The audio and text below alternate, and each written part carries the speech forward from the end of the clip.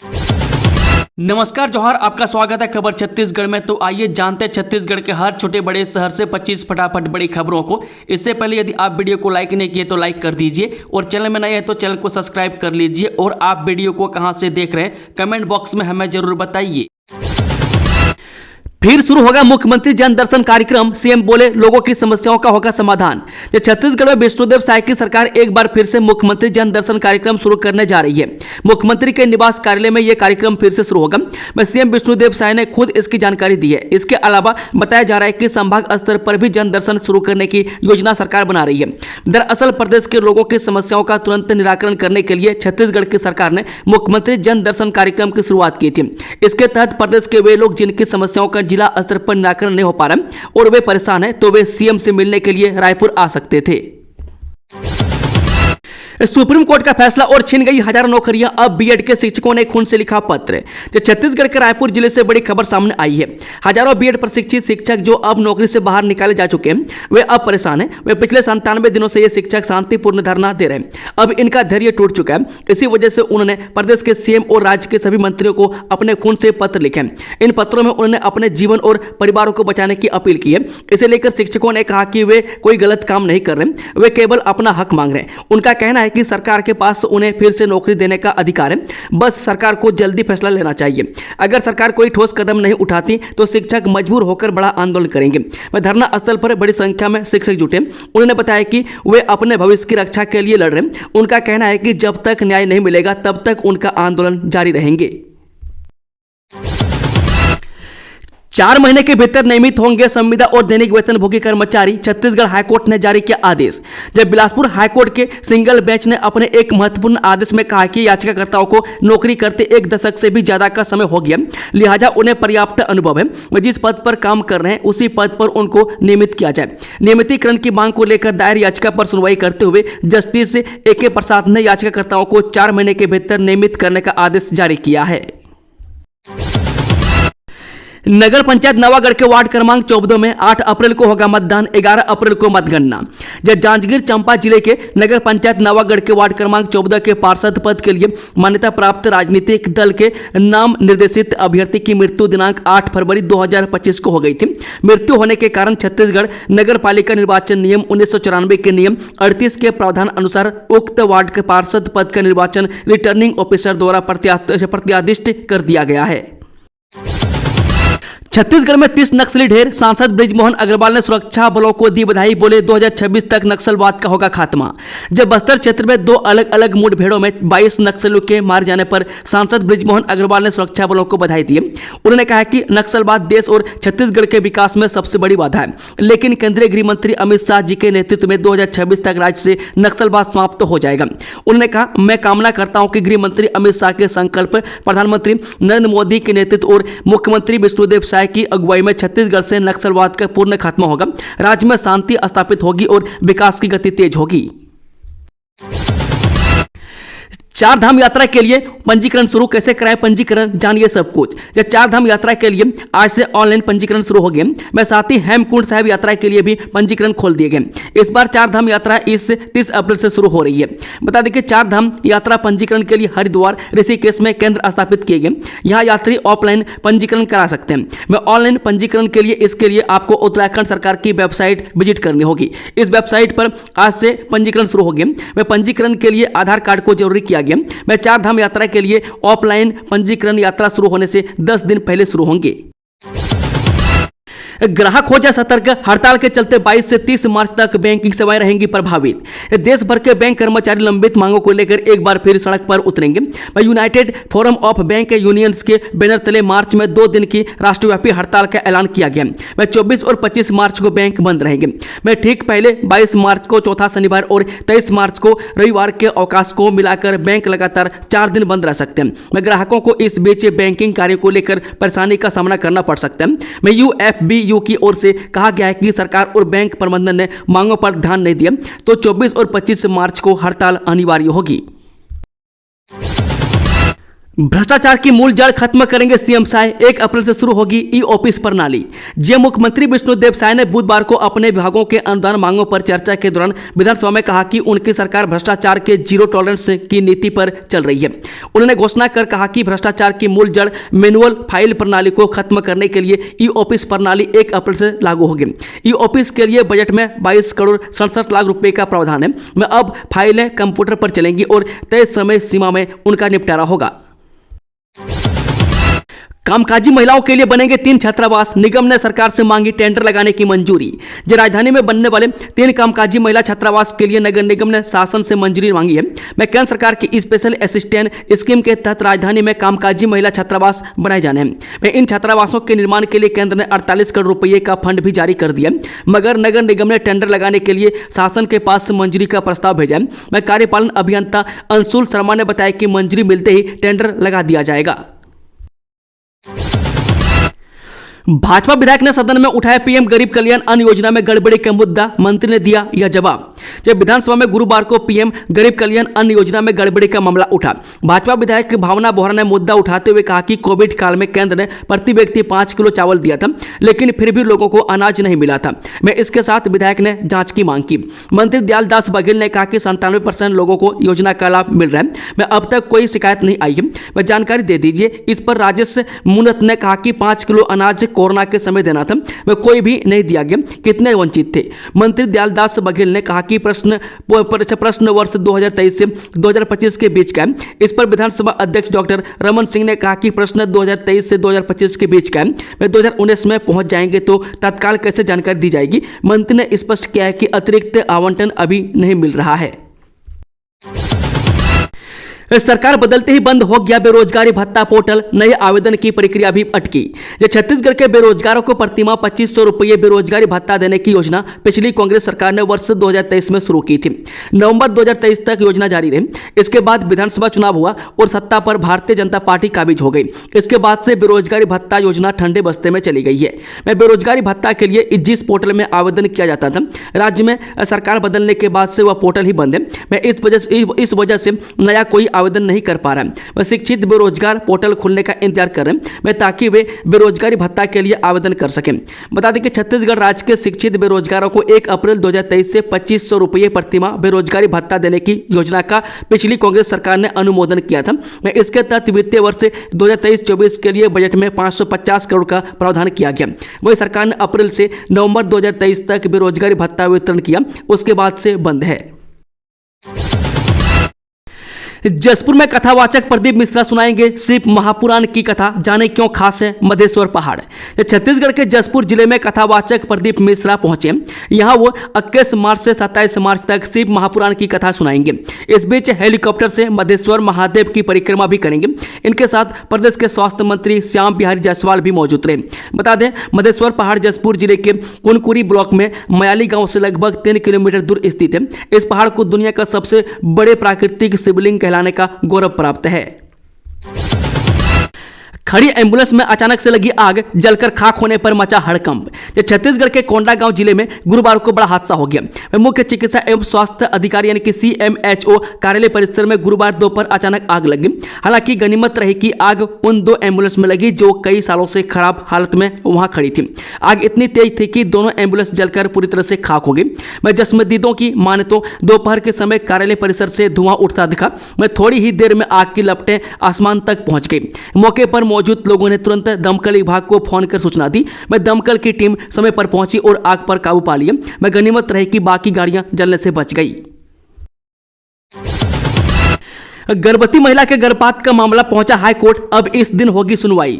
जिस सिम्स में गर्भवती महिला के गर्भपात के मामले में छत्तीसगढ़ हाईकोर्ट ने कलेक्टर द्वारा पेश जांच रिपोर्ट पर कार्रवाई को लेकर जवाब मांगा है। गुरुवार को चीफ जस्टिस रमेश कुमार सिन्हा और जस्टिस रविंद्र कुमार अग्रवाल की बेंच में सुनवाई हुई। जहां राज्य सरकार की ओर से अतिरिक्त महाअधिवक्ता यशवंत सिंह ठाकुर ने जांच रिपोर्ट पेश की। कोर्ट ने जांच रिपोर्ट के बाद की गई कार्रवाई का जवाब अगली सुनवाई में पेश करने का निर्देश दिया है। बता दें कि कोटा थाना क्षेत्र के करगी कला निवासी गर्भवती महिला को पेट दर्द की शिकायत पर 13 मार्च 2025 को सिम्स में भर्ती कराया गया था। वे परिजनों का आरोप है कि इलाज के दौरान गलत इंजेक्शन दिए जाने से 5 माह का गर्भपात हो गया। महिला के पति ने अस्पताल प्रशासन पर लापरवाही का आरोप लगाते हुए न्याय की मांग की। ऑनलाइन सट्टेबाजी और गेमिंग वालों की खैर नहीं, केंद्र सरकार ने जारी किए इतने ब्लॉगिंग आदेश। जो ऑनलाइन गेमिंग से पैदा होने वाले जोखिमों और लत से होने वाले नुकसान पर अंकुश लगाने के लिए केंद्र सरकार ने वर्ष 2022 से 24 के बीच ऑनलाइन सट्टेबाजी, जुआ और गेमिंग वेबसाइटों यानी कि मोबाइल एप्लीकेशन सहित से जुड़े 1298 ब्लॉगिंग के निर्देश जारी किए। रेल और इलेक्ट्रॉनिक्स और IT मंत्री अश्विन वैष्णव के अनुसार सरकार की नीतियों का उद्देश्य इंटरनेट उपयोगकर्ताओं के लिए एक ओपन सेफ, विश्वसनीय और जवाबदेह इंटरनेट सुनिश्चित करना है। छत्तीसगढ़ CAG की रिपोर्ट में बड़ा खुलासा, पंचायती राज संस्थाओं को हस्तांतरण ही नहीं हुआ फंड और काम। जब भारत के नियंत्रण एवं महालेखा परीक्षक ने बताया कि छत्तीसगढ़ में पंचायती राज संस्थाओं को निधि, कार्य और कर्मियों का हस्तांतरण अभी तक नहीं हुआ है, जबकि ये निकाय अविभाजित मध्य प्रदेश के दौरान अपनाई गई गतिविधि मानचित्र के आधार पर काम कर रहे हैं। जंगल में शिक्षक को लेकर लात घुसे चलाए और पत्थरों से कुचला, गंभीर हालत में अस्पताल लेकर पहुंची पुलिस। छत्तीसगढ़ के सूरजपुर जिले में एक सनसनीखेज वारदात सामने आई है। प्राथमिक शाला में पदस्थ शिक्षक पर कुछ लोगों ने घात लगाकर जानलेवा हमला कर दिया।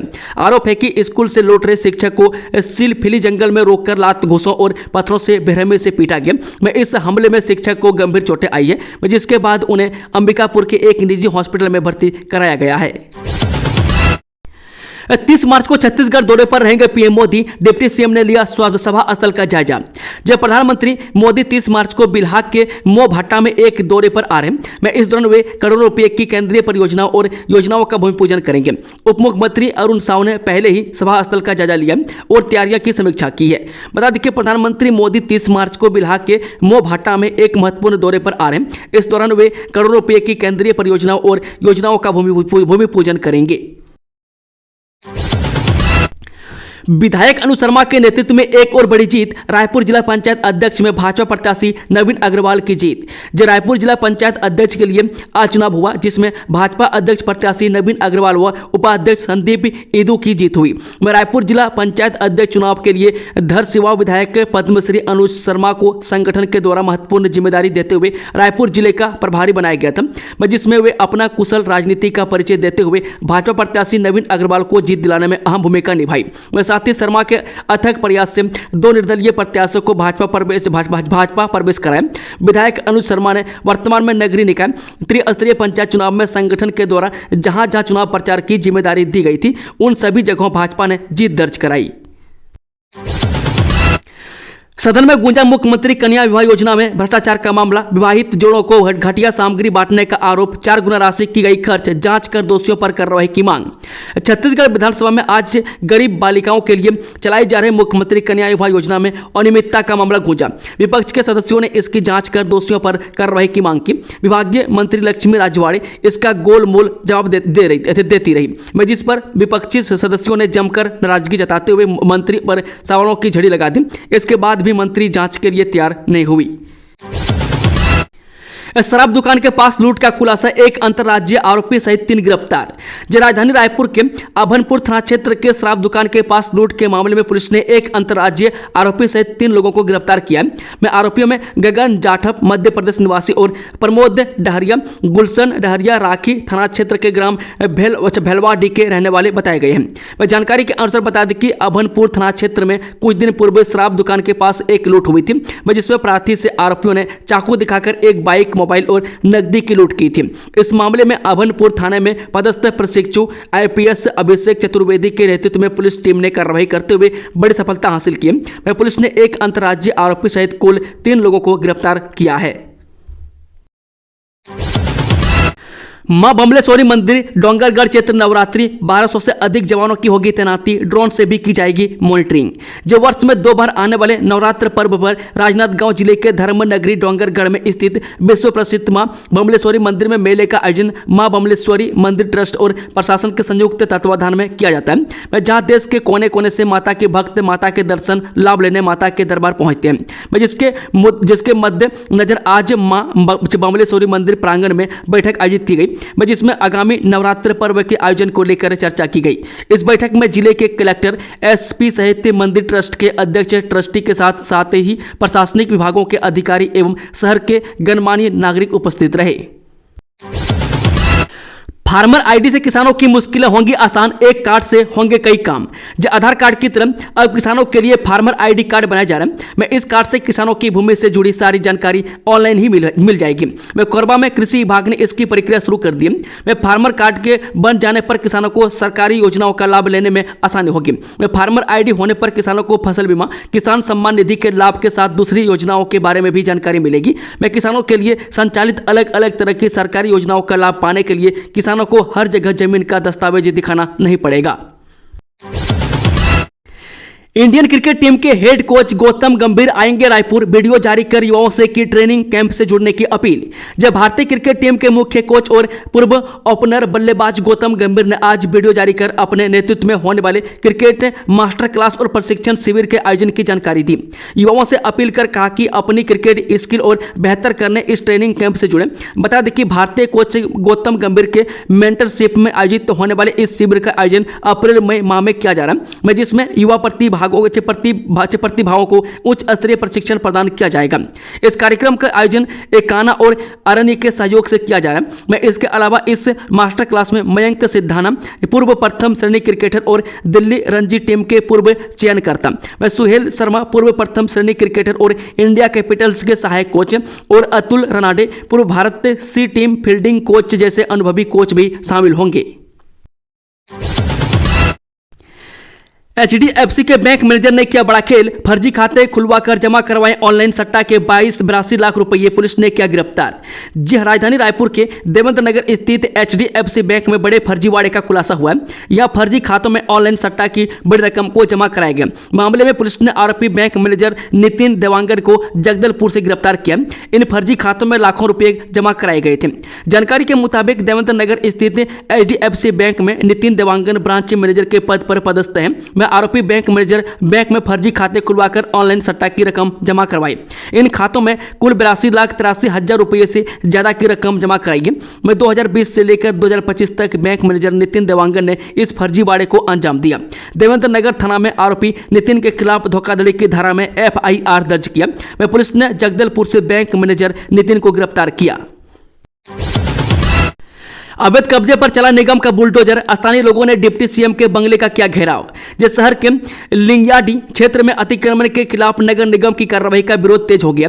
मैं बुधवार को निगम ने अवैध कब्जे पर बुलडोजर कार्रवाई की। इस कार्रवाई के खिलाफ देर रात स्थानीय लोगों ने एकजुट होकर डिप्टी सीएम अरुण साव के बंगले का घेराव कर दिया और निगम की कार्रवाई पर नाराजगी जताई।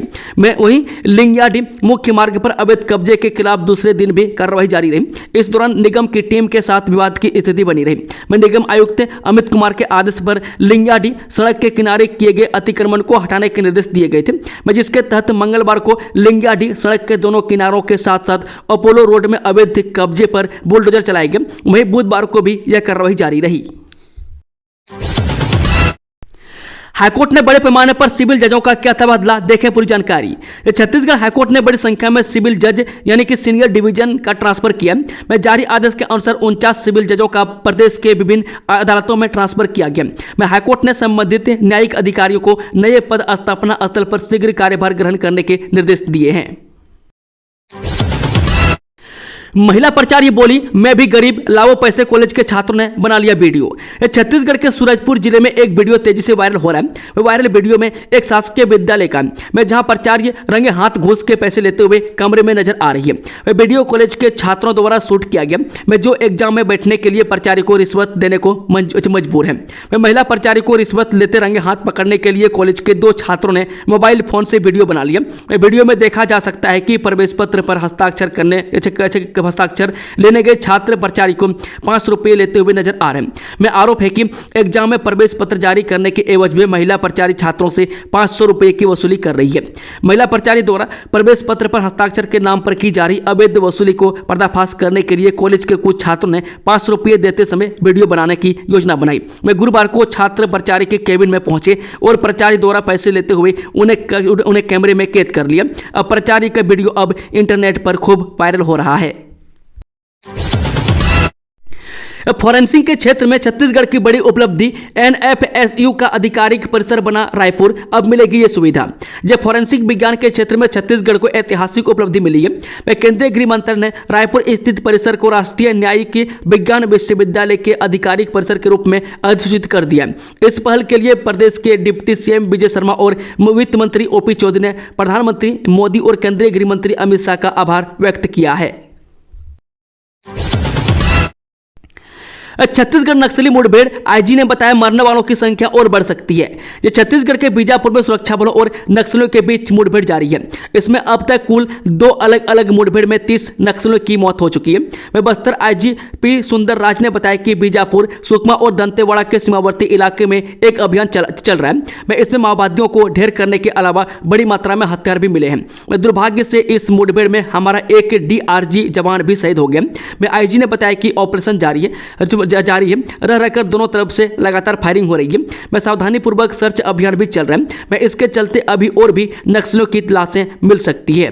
दोस्तों, खबरों का सिलसिला समाप्त होता है। अगर जानकारी पसंद आई तो वीडियो को लाइक, शेयर, चैनल को सब्सक्राइब जरूर कर लें और कमेंट बॉक्स में कमेंट करके बताएं कि आप न्यूज़ को छत्तीसगढ़ के किस कोने में बैठकर देख रहे हैं। Thank you, all the best. जय हिंद, जोहार छत्तीसगढ़।